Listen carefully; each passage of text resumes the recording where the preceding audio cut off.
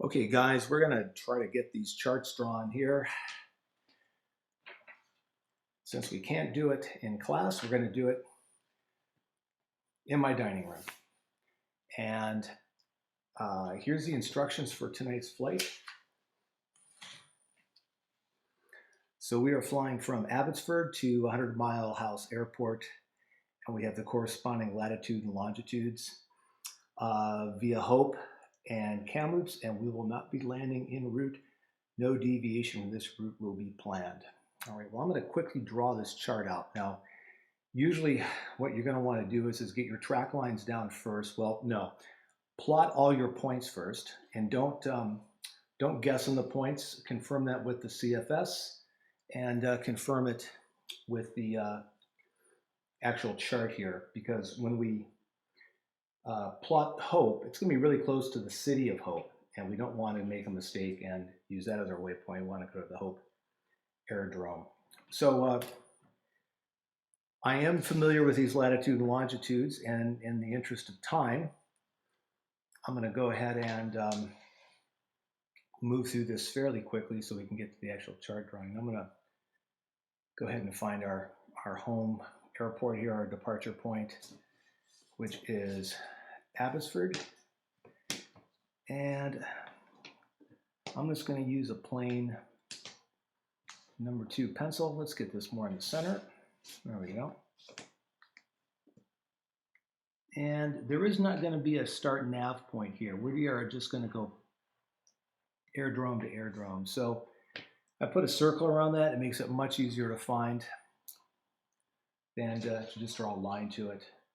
And with the number 2 pencil, I can erase and won't have to waste my charts on ground school flight plans. All right, our next waypoint, when we are not landing, is Hope at 49 degrees, 22 minutes north, 121 degrees, 30 minutes west.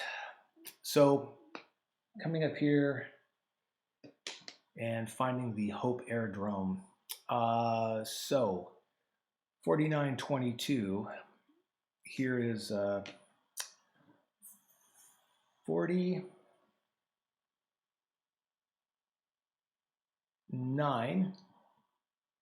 There is 4910, 4920, and 12. So there is 4922, and there is 121. This line of longitude will go over 30 minutes because it is 121.30. And here is the Hope Aerodrome. Again, I'm going to go ahead and circle that. And there is a lot of clutter there, so that's why you really want to make sure that you have plotted the correct point. And once we have Hope and Abbotsford, I can go ahead and take my plotter out. And you notice on this plotter, I have one side of it taped out because that's statute miles. And we want to be dealing with nautical here. Perfect Murphy's Law case. Okay, so here we have our 2 points. Let me move this up a little bit to zoom out. We have Abbotsford and Hope, and I'll get a good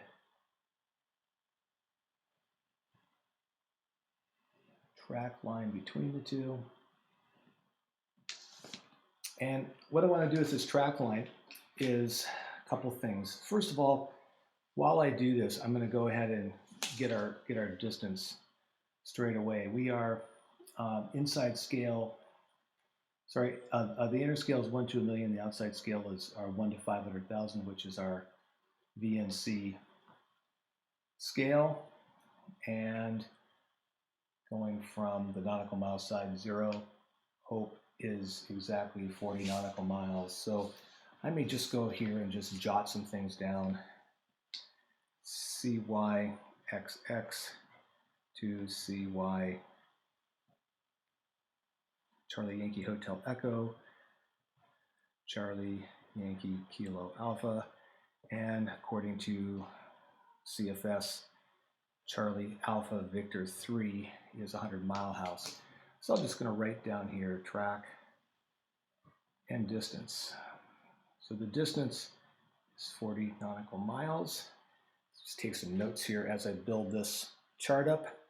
And I'm now going to go ahead and take my plotter out and measure the track. First of all, have the right side up, which I do. And we want to also get our track line right beneath the grommet in the center. And I try to measure this on a midpoint. I want to get one of my parallel lines here on a line of longitude. And I may even slide this down just a bit. Let's go ahead and see. Let me zoom in here and get that, the actual track.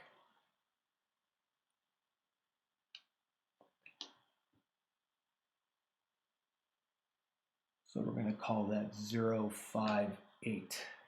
I don't know if you can see that. It's really tough to see. Sometimes you have to lift this one up. I think you have clear plotters, or I'm sorry, protractor. These have a little bit of frosting to them. It's real,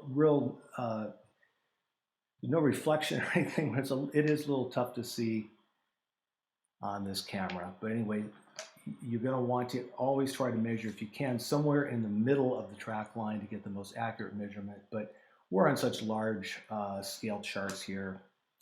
Large meaning very little distance over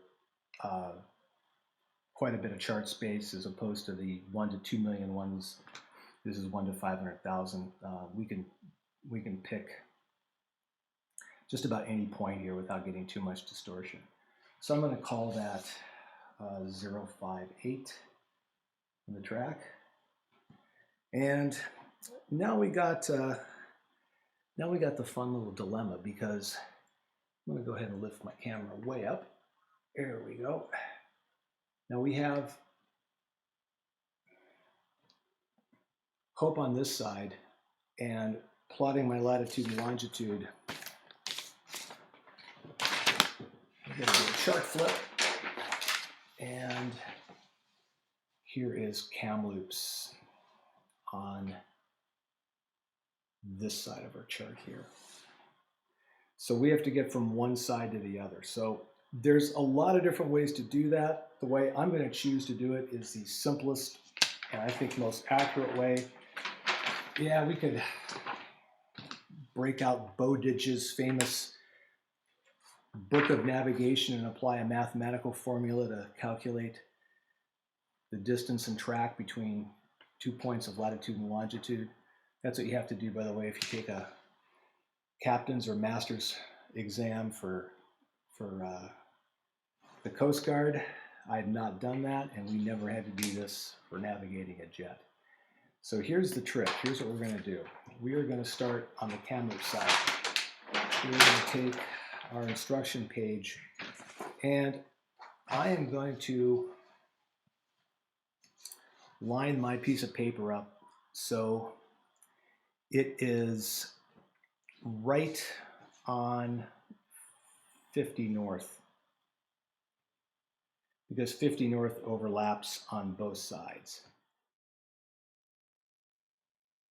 All right, so again, we're going to line this up on 50 north. Here is the Kamloops Airdrome. I'm going to make a mark right here. And I'm going to make 2 other reference marks on lines of longitude. So there's 120, 130. Here is 121. And here is 122. All right, so we have our nice chart made here on a white piece of paper. Limited, but it'll do the job.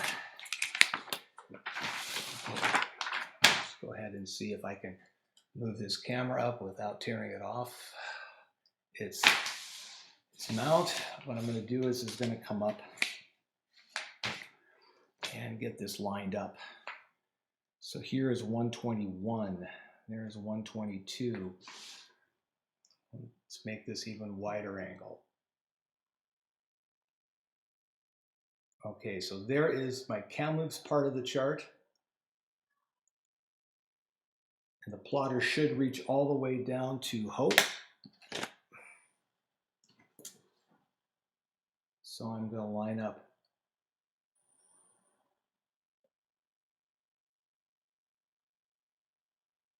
really, I'm only going to need to worry about drawing on the chart part here. Oops, there she moved a bit.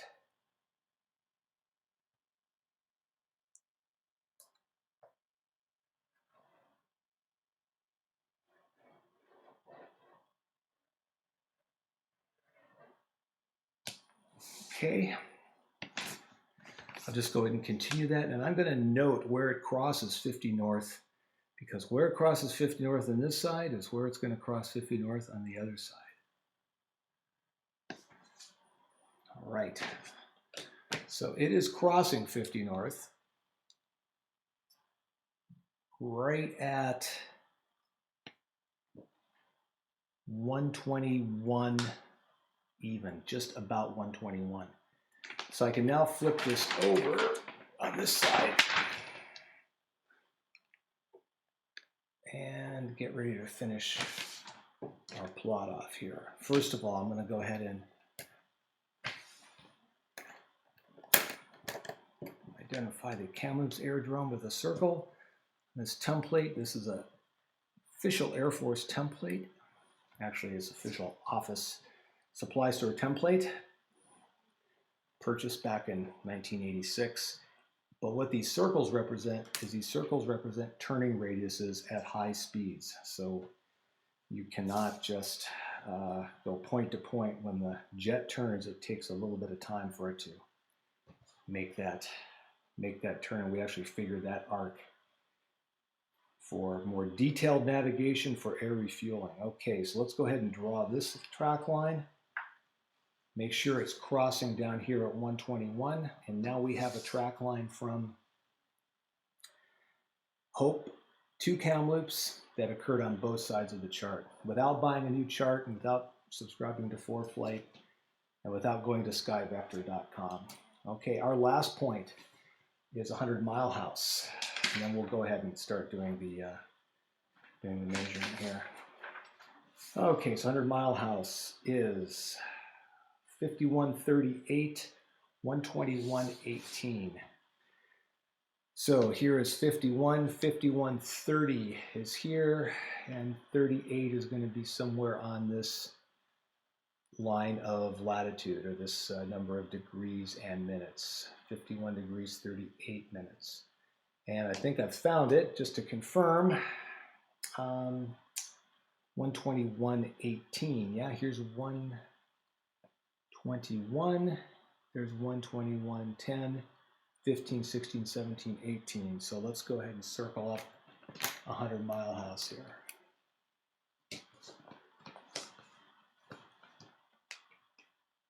Maybe if I turn the light on, we can all see better. A little bit better.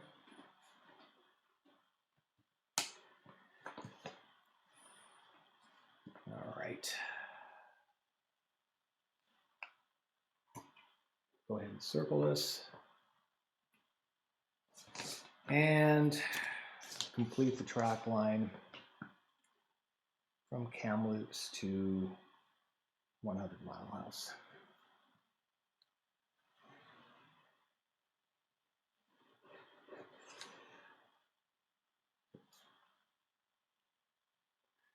All right, so there we have our track lines in. Go ahead and do get our plotter out here.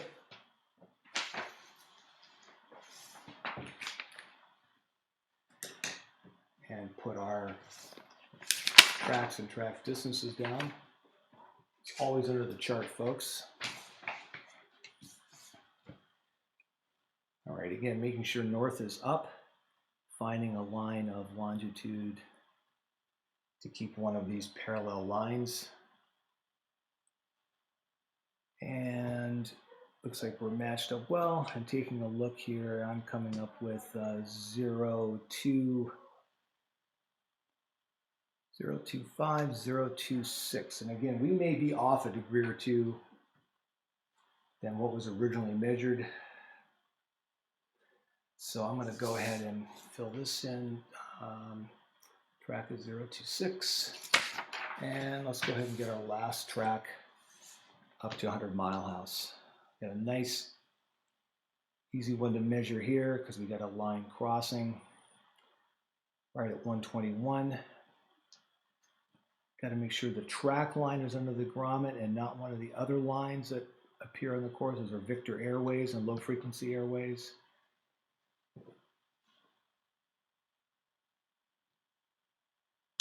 All right, and looking down here, we can move our camera down a little closer.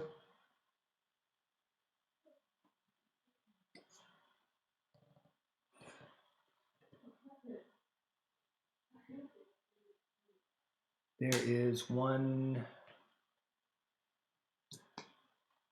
call that 33330. Okay, checking things over in real time here from our original solution done many years ago. Within 1 degree of all of our tracks, so I think we're in good shape. Just time to get the plotter out and just measure our distances. We got a few more distances to go. Remember, when you're measuring on this particular leg to Hope to Kamloops, that we don't overlap, and measure that area above 50 north twice. So 42 nautical miles up to 50 north.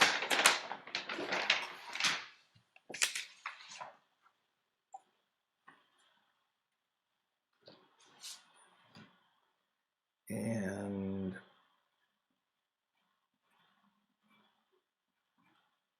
let's see, on the remaining distance here,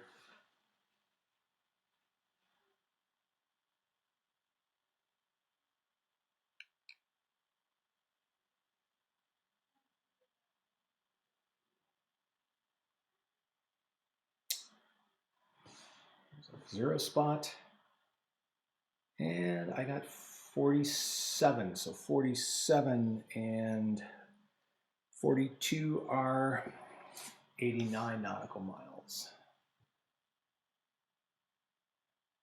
And our last track up to 100 Mile House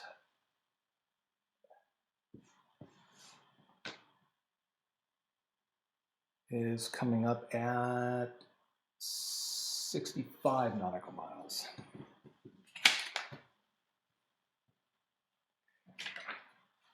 Okay, I'm going to show you how to put 10-degree drift lines in. I'm going to do it on one of the legs. I'm not going to do it on all the legs, just in interest of time, so we can cut this video down to a reasonable amount of time before you have to do your actual flight planning tonight. But what I do is I just go ahead and take my protractor, line it up on the track line, and mark 10 degrees either side.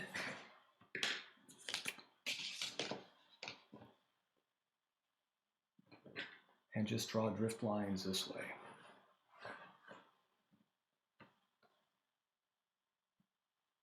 Okay, so there's our 10 degrees.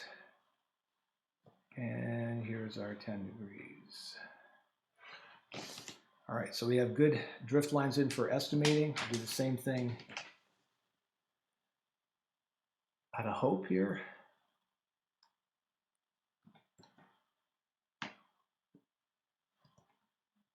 Now, these are a little tough. See, there's a lot of clutter on charts, and that's why you don't want to put too much on the chart.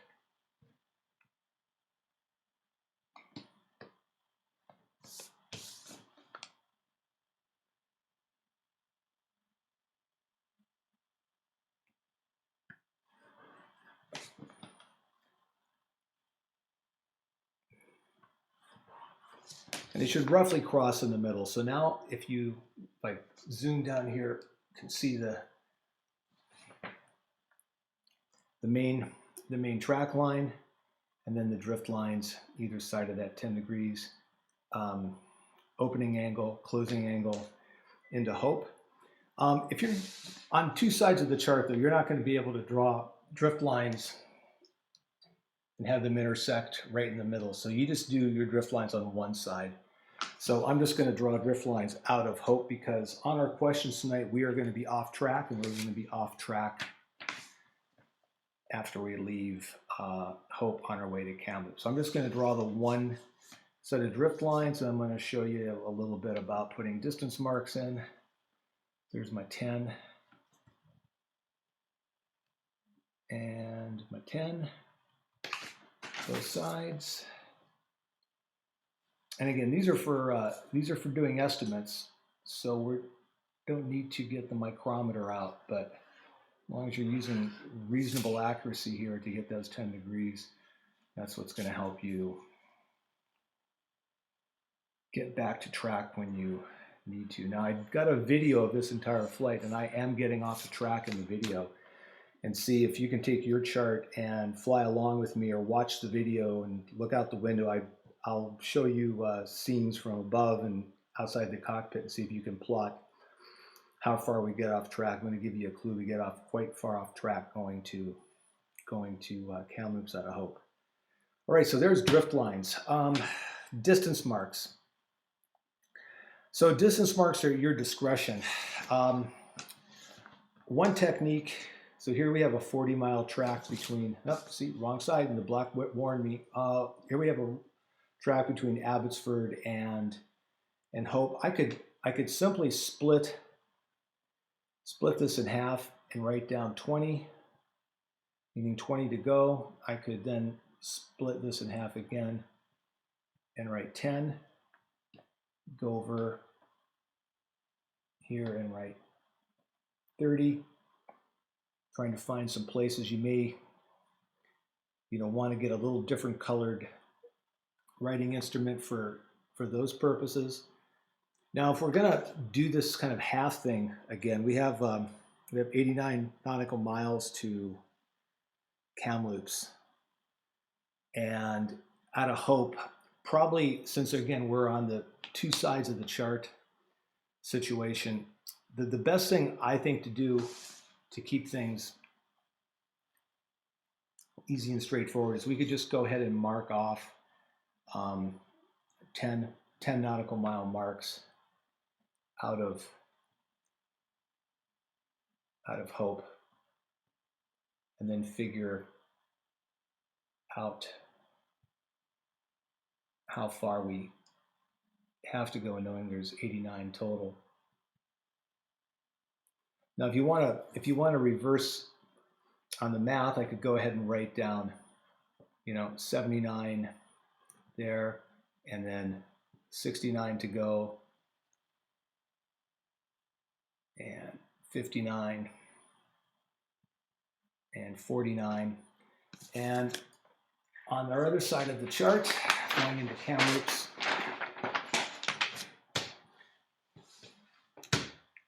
here, I could simply do the same thing and just back off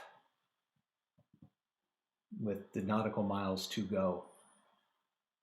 So there's 10 to go, it's 20 to go,